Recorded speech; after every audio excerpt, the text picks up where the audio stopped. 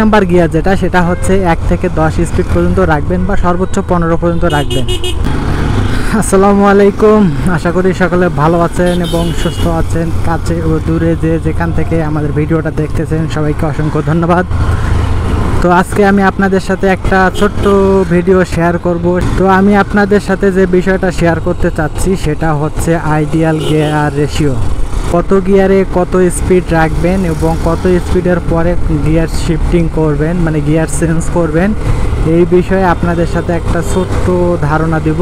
বাইকের ideal speed limit প্রথম gear মানে ফার্স্ট গিয়ারে আপনারা চাইলে 20-25-30 পর্যন্ত তুলতে পারেন, কিন্তু এটা না। আপনি কখন গিয়ারটা চেঞ্জ করবেন, গিয়ারটা কখন পরিবর্তন করবেন, গিয়ারটা কখন পরিবর্তন করলে আপনার জন্য ভালো, বাইকের জন্য ভালো, সব কিছুই ভালো, আপনার তেল কম খাবে।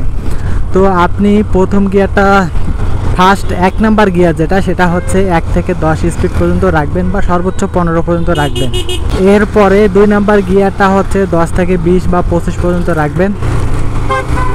তারপরের গিয়ারটা হচ্ছে 30, মানে 3 নাম্বার যে গিয়ারটা আছে সেটা হচ্ছে 30 বা 35 পর্যন্ত রাখতে পারেন। এবং 4 নাম্বার গিয়ার হচ্ছে 35-এর পরে বা 40-এর পরে আপনি 4 নাম্বার গিয়ার রাখতে পারেন।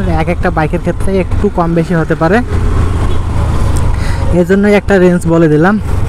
সেই সাথে 40-এর উপরে যখন আপনি বাইক রাইড করবেন, 40 থেকে 50-এর উপরে, তখন হচ্ছে আপনি 5 নাম্বার গিয়ার ব্যবহার করবেন। এরপরে যদি আপনার বাইকে আরও গিয়ার থাকে, যে 6টা গিয়ার আছে, তাহলে এরপরে আপনারা যে 50-60 এরপরে যখন চালাবেন তখন সেই 6 নাম্বার গিয়ারটা ব্যবহার করবেন। তাহলে হচ্ছে আপনার বাইকটা অনেক স্মুথ থাকবে, আরপিএম কম থাকবে এবং স্পিড, মানে আপনি যে স্পিডে চালাতে চাচ্ছেন সেই স্পিড থাকবে। তো আশা করি আমি বোঝাতে পারছি। তো এই ভিডিওটা এই পর্যন্তই। সবাই ভালো থাকবেন, সুস্থ থাকবেন, আল্লাহ হাফেজ।